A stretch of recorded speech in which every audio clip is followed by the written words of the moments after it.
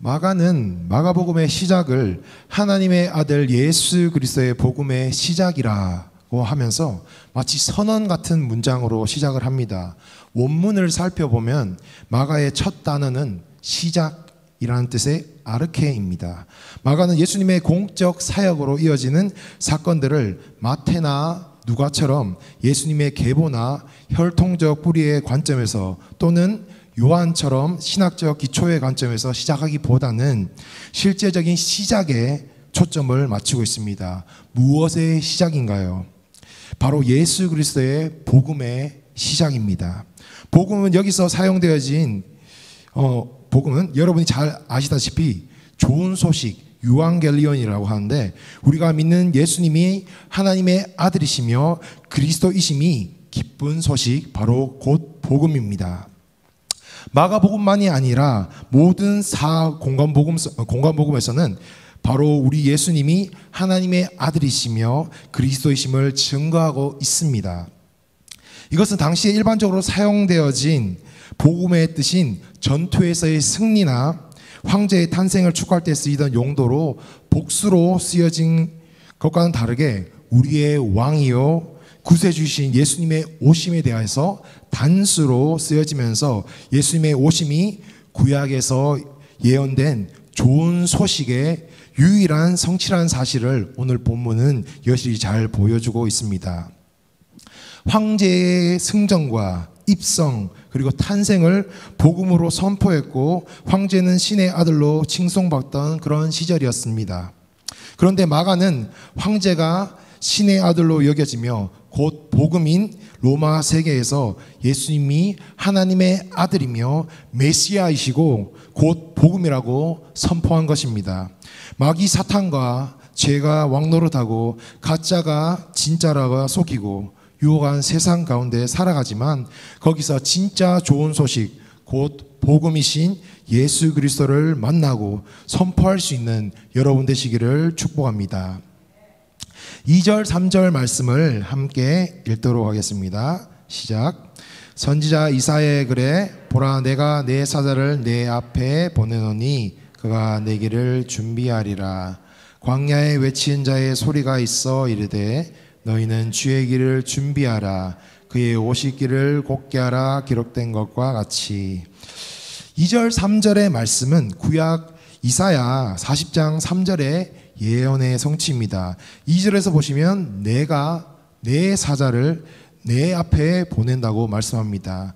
그러면 그가 내 길을 준비하리라 라고 말씀하고 있습니다.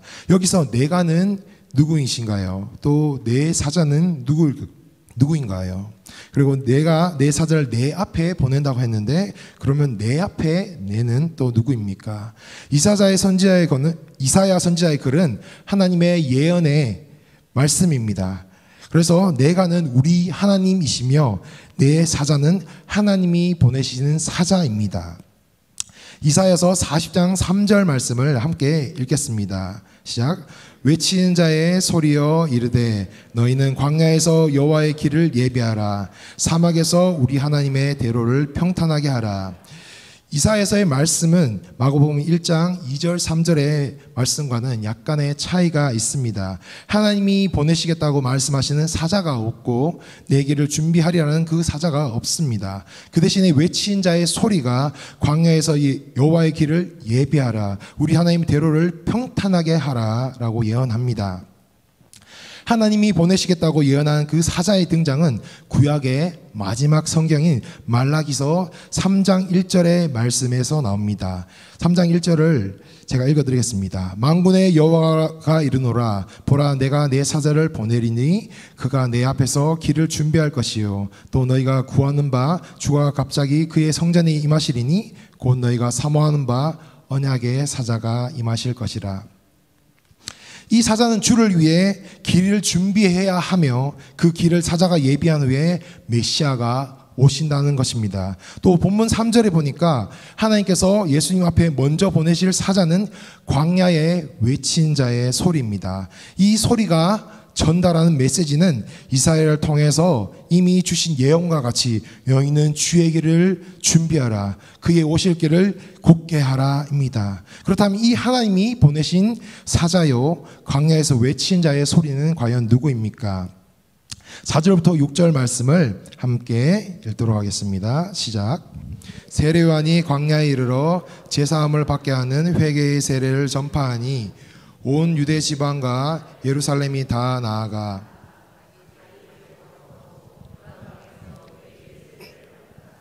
요한은 낙타돌 옷을 입고 허리에 가죽띠를 띠고 메뚜기와 석청을 먹더라.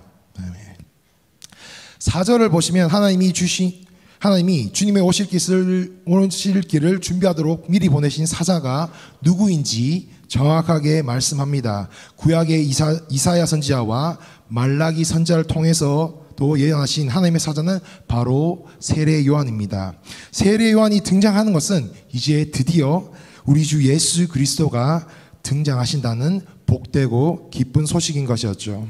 구약의 이사야 선지자가 예언한 지 700년이 지났습니다. 구약의 마지막 선지자였던 말라기가 예언한 지도 400년이 지난 시점이었습니다.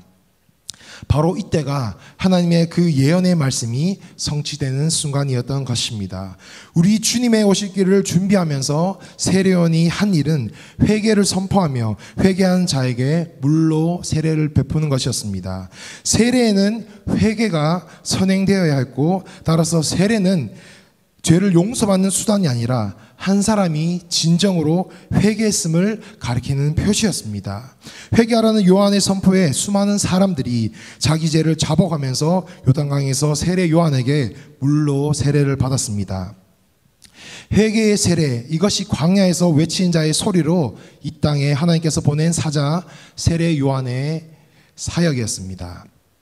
앞서 세례 요한의 부르심이 주님이 오실 길을 예비하는 자라 하였는데, 예비하라는 뜻의 헬라어 카타스큐아조는 준비하다의 의미뿐만 아니라 돌이키다라는 뜻도 가지고 있습니다. 따라서 요한의 예수 그리스도의 오심을 위한 준비의 사역 중에 사람들이 죄악된 길에서 돌이켜 오실 예수님을 영접하도록 하는 그런 회개 사역의 비중이 가장 컸음을 본문은 보여주고 있습니다.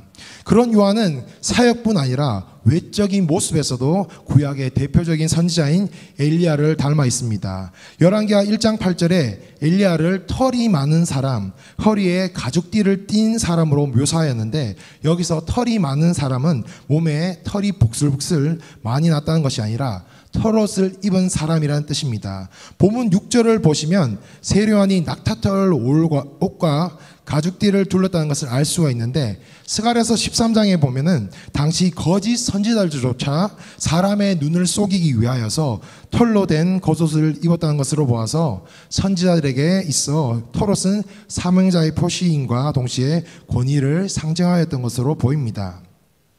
또 세례 요한과 엘리야의 공통점을 보면 구약 마지막 성경 말라기 마지막 장 4장 5절부터 6절의 구약의 마지막 예언의 말씀입니다.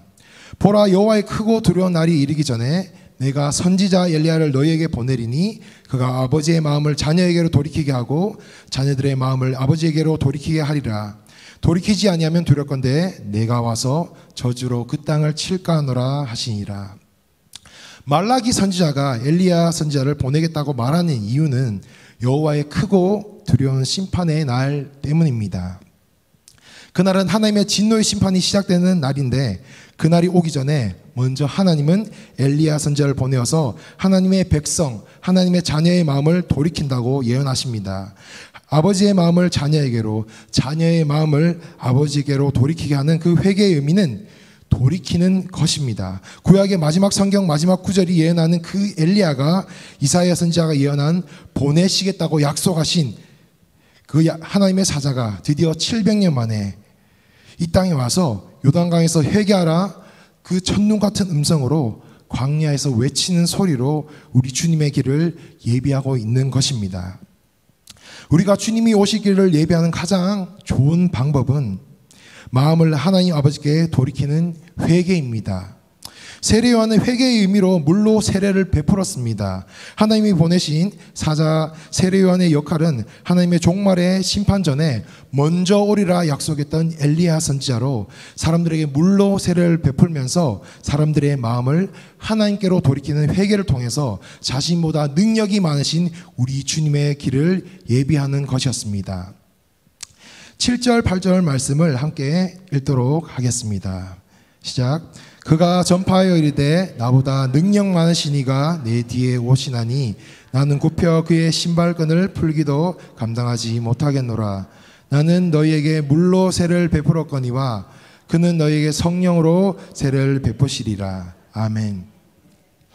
하나님의 사자 세례 요한이 증언하고 있는 나보다 능력 많으신 분, 내 뒤에 오시는 분, 나는 허리를 굽혀서 그의 신발끈을 풀기도 감당하지 못하시는 그분, 나는 물로 회개의 세례를 베풀지만 성령으로 세례를 베풀어 주시는 그분은 누구이십니까? 그분이 바로 하나님의 아들 예수 그리스도이십니다. 요한복음 1장 29절부터 34절을 보여주시면 요한은 결정적으로 자신에게 나오는 예수님이 누구인지 증언하고 있습니다. 그분은 세상 죄를 지고 가는 하나님의 어린 양이시며 그분은 요한 그보다 분명히 나중에 태어났지만 요한보다 먼저 계신 분이시고 요한이 물로 세례를 주어야 하는 이유는 바로 이분을 이스라엘 백성들에게 나타내기 위함이라고. 예수님 위에 임하신 성령은 예수님이 바로 성령으로 세례를 베풀어 주시는 하나님의 아들이심을 증언합니다. 예수님이 성령으로 세례를 베푸실 것이라 말하는 것은 예수님이 하나님 나라의 주권을 가진 메시아로서 이 땅의 왕으로 메시아로 오심을 세례 요한은 선포한 것입니다. 세례 요한은 자기가 누구인지 명확히 알았습니다. 그는 자신을 그리스도의 종이며 메시아의 길을 예비해야 할 자로 인식하고 있었습니다. 그의 자기 정체성은 매우 확실하였기 때문에 적어도 기록된 바로는 그의 사역에서 아무 실수가 없었습니다. 그는 회개의 세례 때문에 이스라엘 전역에서 엄청난 유명세를 탔고 그것을 바탕으로 자기의 세력을 확장할 수도 있었지만 그는 자기 사역의 한계를 분명히 알았고 그가 베풀 세례는 메시아의 세례를, 예수 그리스도의 세례를 대신할 수 없음을 분명히 선포하였습니다. 오직 그의 사역을 통해 오실 그리스도의 길을 예비하려 했을 뿐입니다. 여러분의 그리스도인으로서의 정체성은 어떻습니까? 복음의 빚진 자로서, 복음의 증인으로서의 확실한 정체성을 가지고 살아가십니까? 그 정체성을 우리가 확고히 가지고 살아간다면 우리는 세상과 다를 수밖에 없습니다. 구별될 수밖에 없습니다. 우리의 마음의 중심이, 행동이, 소속이 당연히 다를 수밖에 없는 것입니다.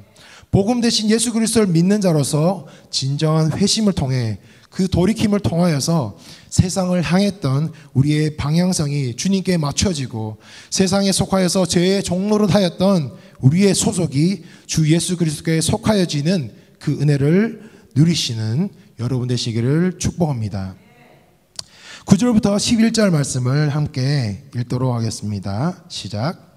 그때 예수께서 갈릴리 나사렛으로부터 와서 요단강에서 요한에게 세례를 받으시고 곧 물에서 하늘이 갈라짐과 성령이 비둘기같이 자기에게 내려오심을 보시더니 하늘로부터 소리가 나기를 너는 내 사랑하는 아들이라 내가 너를 기뻐하노라 하시니라. 아멘. 예수님께서 세례 요한에게 세례를 받으신 장면이 나옵니다.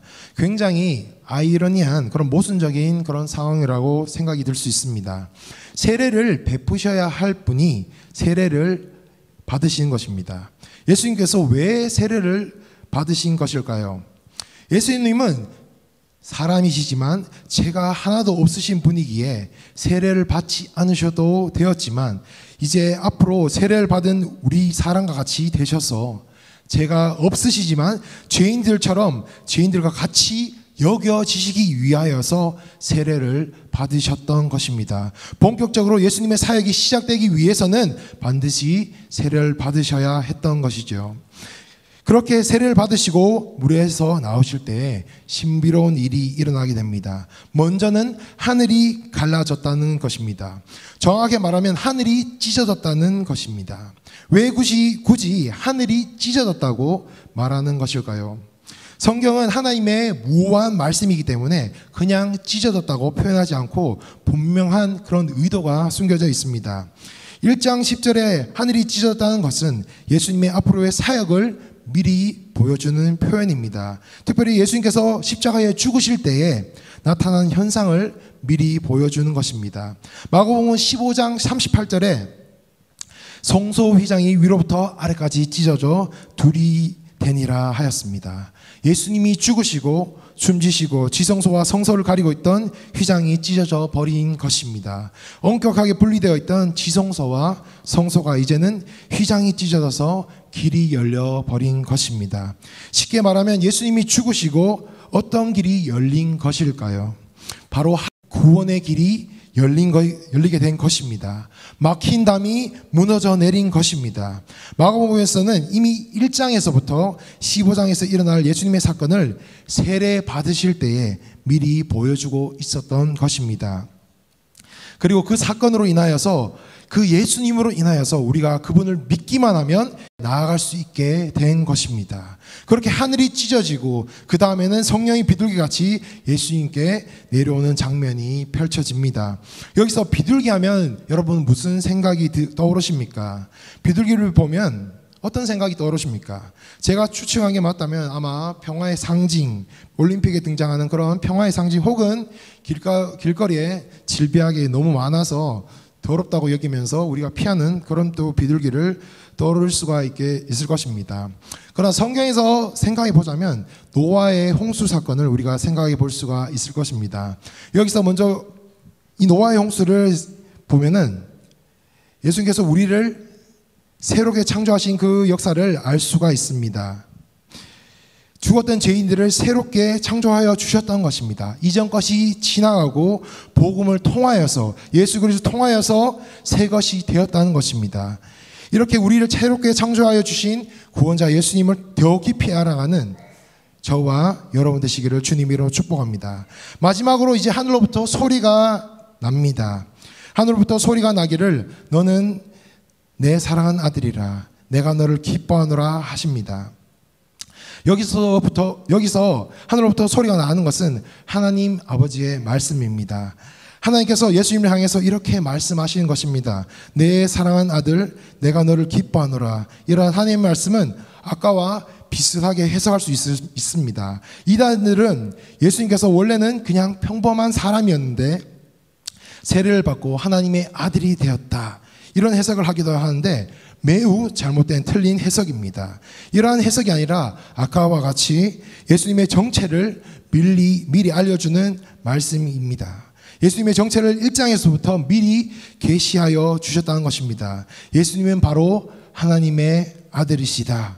그렇게 이제 하나님의 아들 예수님이 분명하게 하나님의 아들로 선포될 것을 미리 보여주는 것입니다. 예수님께서 이스라엘의 강력한 왕이 되셔서 하나님의 아들이라고 보여주는 게 아니라 예수님께서는 어떻게 자신을 하나님의 아들이라고 보여주셨습니까? 십자가 위에서 고난을 받는 종으로서 섬김의 왕으로서 자신을 하나님의 아들로 우리에게 보여주셨습니다. 제자들도 예수님을 오해했습니다. 단순한 사람으로서 위대한 사람으로서 그렇게 뛰어난 한 명의 선생으로서 이제 왕이 되셔서 이스라엘을 정치적으로 다스리시는 그러한 왕으로 예수님을 오해했습니다. 그런데 우리 예수님께서는 그렇게 하심으로 하나님의 아들이라 보여주시지 않으셨습니다. 고난의 순종을 통하여서 십자가의 고통받으시고 하나님께 버림을 받으시는 그러한 고난의 순종을 통하여서 예수님 자신을 하나님의 아들로 나타내신 것입니다. 예수님의 죽으심을 보고 이 사람은 진실로 하나님의 아들이었다라고 한 백부장의 고백을 시작으로 여자들이 예수님을 만나고 마지막으로 제자들이 예수님을 하나님의 아들로 믿고 이제 예수님을 따라 자신들로 기꺼이 즐거워하며 고난의 길을 걸어가게 되었던 것입니다. 오늘 말씀을 통하여서 구약의 예언의 선치가 되시고 세례 요한이 그의 삶으로 증언한 그 그리스도를, 복음 그 자체이신 예수 그리스도를 진정으로 믿고 받아들여서 그 놀라운 복음의 역사를 삶에 맛보아 누리시는 여러분 모두가 되시기를 주님의 이름으로 축복합니다.